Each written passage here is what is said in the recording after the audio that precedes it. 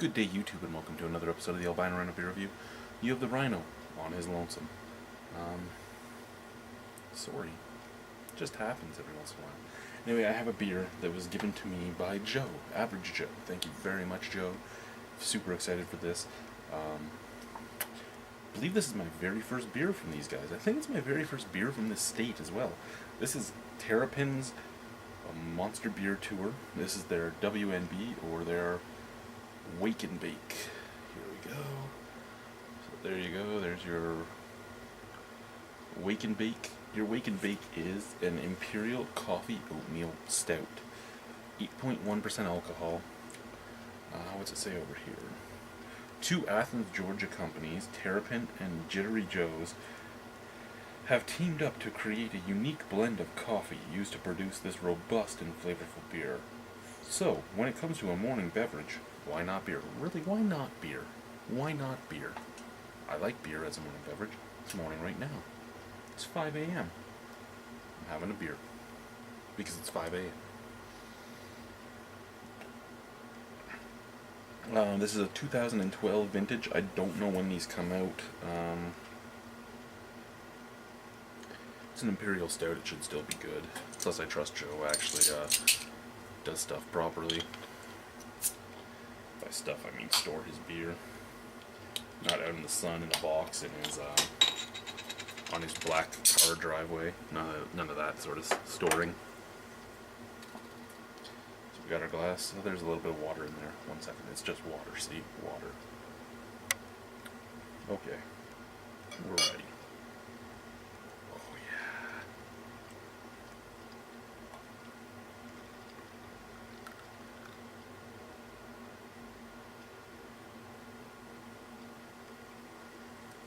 yeah. Ooh. Look at the color of that head.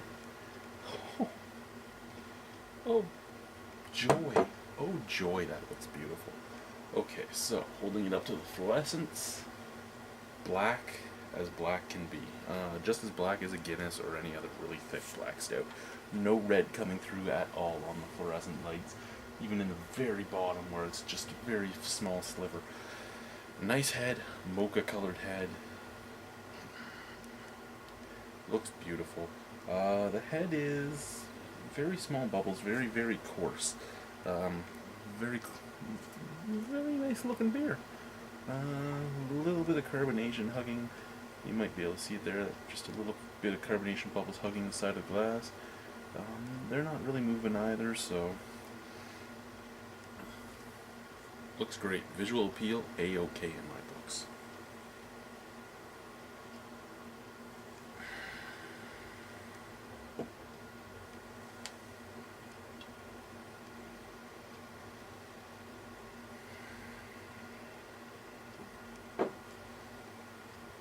Now,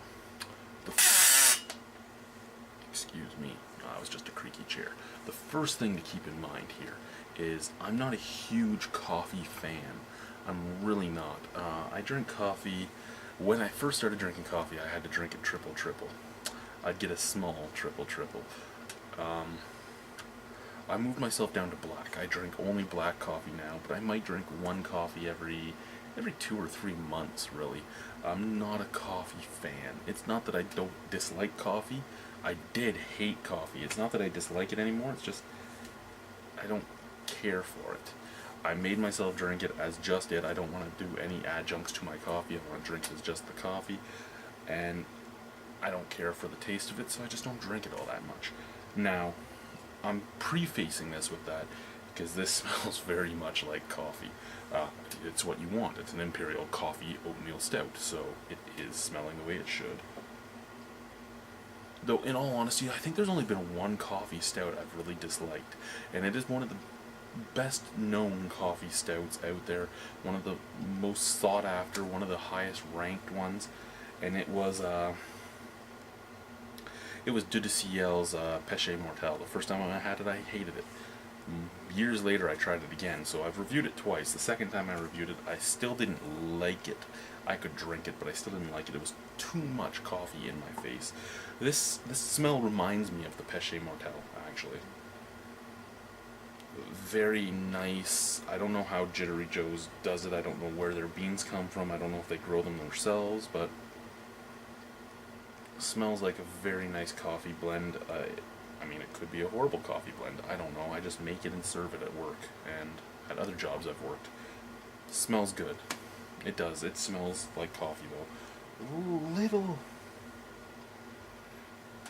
It actually smells like it almost has a little bit of a lactic sweetness to it. I mean, it doesn't advertise a milk stout, but it does smell like that. It smells almost like a cafe au lait, but a mocha latte is what it really smells like.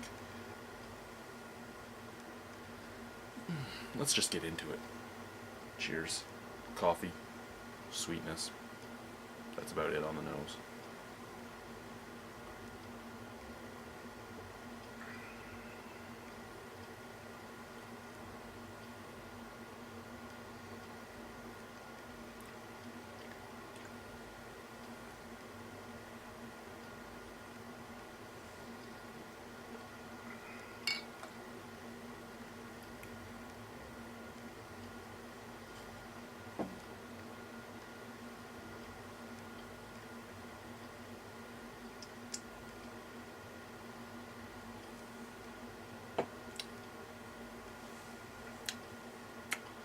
That is a very nice imperial stout.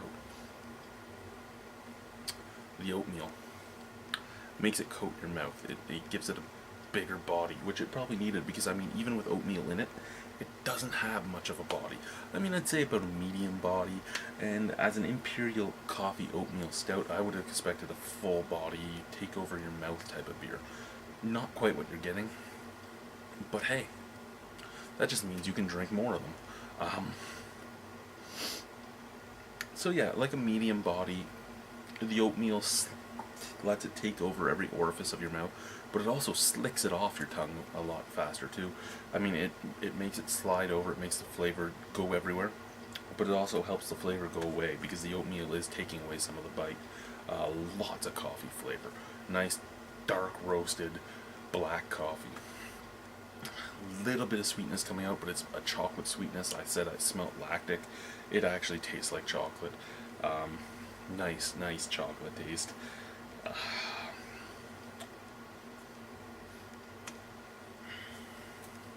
jump in there again.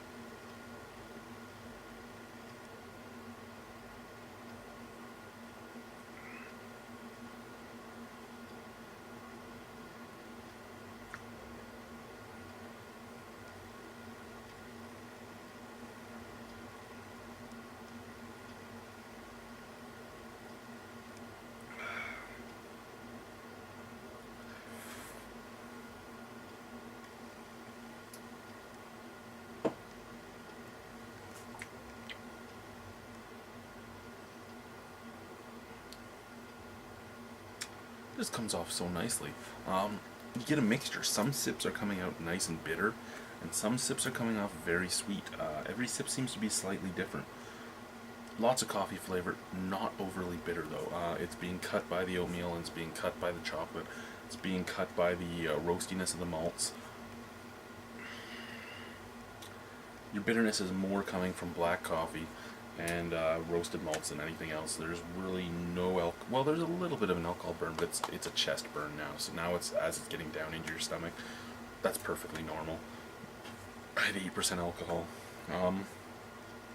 Carbonation, not very strong. Very easy drinking beer. I brought up Deux de Ciel's Péché Mortel earlier. This does remind me a lot of Deux de Ciel's Péché Mortel, just toned down. It's like you took Péché Mortel and you watered it down a little bit. The flavors are pretty close to the same, but the beer isn't as in your face. This is a more approachable beer for everybody, where the Deux de Ciel's Péché Mortel was approachable for basically, I don't even want to say it, so I'm not going to, but it had a smaller population that could appreciate it greatly and make it be a 10 out of 10 beer. This is a beer that could be drank by more people. It might not ever get a 10 out of 10, but it is a more enjoyable beer where a bigger population could sit out and drink it. great beer, actually. I'm really enjoying this beer. Thank you very much, Joe. Terrapin Wake and Bake. Just thought I'd give it another throw out.